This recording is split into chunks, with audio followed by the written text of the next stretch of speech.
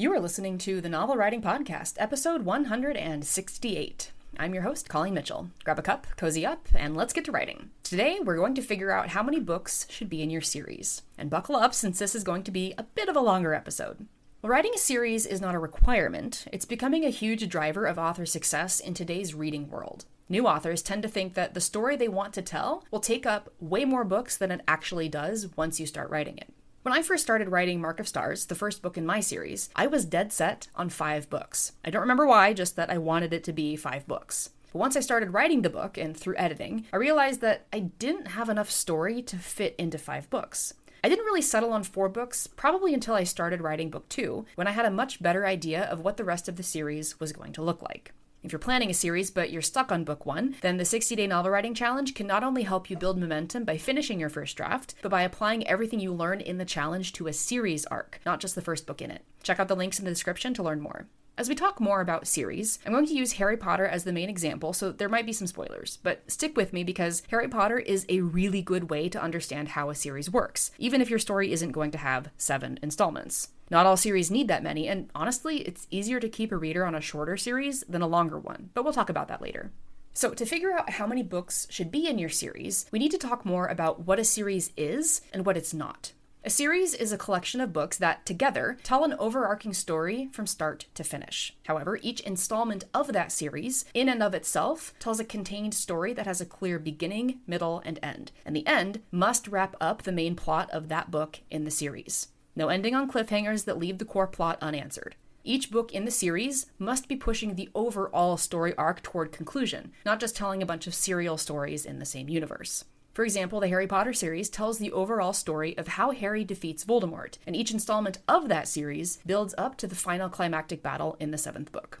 A series is not a serial. A serial would be like Clive Cussler's Dirk Pitt novels, or Agatha Christie's Hercule Poirot mysteries, or any collection of books that have the same characters, but the stories are more like a TV show than a movie. A series is also not multiple books in the same genre by the same author. Michael Crichton, for example, wrote a heck of a lot of science fiction novels, but not all of them were a series. Jurassic Park and The Lost World are probably the only 2 in all of his books that would be considered a series, or rather a duology, since there's 2 of them. A series is also not a universe. This is happening a lot, especially within the fantasy and sci-fi realms, where authors may have one or multiple series inside a single universe, like I do, but then there are spin-offs, prequels, sequel series, duologies, etc., that all take place within that universe, but are not themselves part of that established series. For example, Harry Potter is the 7 books from the Sorcerer's Stone to Deathly Hallows. The Cursed Child play is not part of the series. My personal opinion is that it's not even part of the canon, since J.K. Rowling didn't write it, but that's another rant entirely. The Fantastic Beasts movies, while they've been called prequels before, are actually spin-offs because they don't involve any of the main characters from the core series, except Dumbledore, but Dumbledore wasn't the focus of the books. Harry was. If J.K. Rowling decided to write a book or a series about the Marauders, that would be considered a prequel because it directly involves what happened right before the main story, and it involves characters that are close enough to the characters in the series that it wouldn't be considered a spin-off. All of this to say that a series is not the same as the universe the series is in, and when we're talking about a series, it's essential that one big story is told from the start of that series to the finish, in addition to each installment telling a complete story along the way. Are you still with me? Awesome, let's keep going. If the concept of how much story do you have is what determines your series length, how do you decide where to make the cutoffs and how to even structure the series? In an ideal world, you'd figure this out by mapping the entire series out first, but in many cases, writers start with one idea that becomes a series as they write the first book. I actually love this because it allows for creativity to build over time. When I was writing book 1, Mark of Stars, I had zero clue what was waiting for me in book 3, which as of this recording is in copy edits.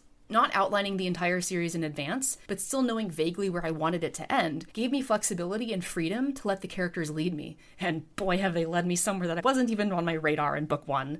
The cutoff points between books in the series need to be natural, wrap up the plots in each installment, yet still leave readers hanging enough that they want to pick up the next book. If there's no promise of more at the end of a particular book in your series, then you don't have a series. You have a standalone. Though many newer authors should consider writing a standalone that could also work as the first in a series, in case your reader feedback on the first one, or publisher feedback if you're going traditional, doesn't indicate that you have enough story to complete a full series. Naomi Novik did a really fantastic job with cutoff points in her Scholomance books, where the end of book 2 perfectly wrapped up the plot of book 2, but ended in such a way that I had to read the third one as soon as it came out. She balanced completion and the cliffhanger so well that I was mad for a bit, but in a good way.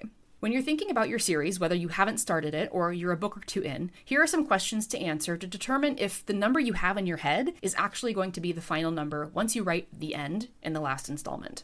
Number 1, do you have enough story to fit the number of books you want? Remember, a series is an overarching story made up of individual installment stories. If you want your series to be 7 books, can that overall story be chopped into 7 sections, each of which is also a complete story, with mostly the same characters, all driving to the conclusion that readers are waiting for? In Harry Potter, I'm pretty sure J.K. Rowling knew when she wrote the first book that the series was going to be 7 books long, one for each year of school at Hogwarts. And despite the many plot holes fans have found throughout the years, it's obvious that she clearly thought out what she wanted to happen from start to finish.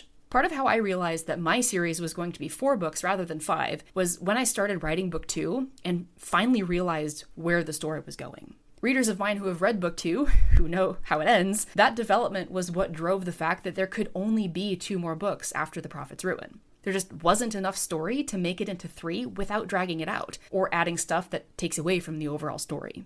Number 2, are your characters or your stories strong enough to carry the series for as long as you imagine? This one might get some pushback, but it ties into the fact that longer series are harder to keep high read-through rates. I consider a long series to be anything that's 5 or more books because of how long it takes to write, edit, and release books, but that definition will change depending on who you ask. In any case, read-through rates are the percentages of people who go from book 1 to book 2, from book 2 to book 3, and so on. Strong read-through rates means your series can probably go long, but if your read-through rate is low at the beginning or drops off after a few books, then you might not have strong enough characters, a strong enough story, or a plethora of other deficiencies. Getting reader feedback, especially early on from critique partners, alphas, editors, betas, ARC readers, and reviewers, is what will give you an idea if your read-through rate will be high enough to support a longer series. If you notice your read-through rate is dropping off earlier than you want to end the series, it's a sign to wrap the series up faster. Successful long series depend on clear and strong character development, the promise of a satisfying ending, and a solid through line from start to finish. One of the many reasons Harry Potter was a smash hit with 7 books was how strong the characters were, how invested the readers got in the stories and the character relationships, and the fact that the story was progressing toward a clear final confrontation between Harry and Voldemort. If she'd kept going after book 7, it would have started becoming contrived.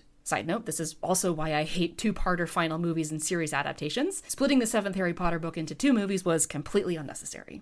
And number 3, what is the reason or your motivation for the number in your head? If you can't clearly articulate why that number makes sense from a story or character perspective, you're probably going to lose people along the way. I recommend talking to writing friends to get second opinions when thinking about series length, because we can get so wrapped up in our own ideas that they will seem like good reasons even if they aren't from a reader's perspective. Because that's really what it comes down to. We have to think about a series from the reader's perspective. If you take a step back and consider your plans as if you're a reader, you might find that the number you're planning for your series and the way you're going about constructing that series might not actually make sense.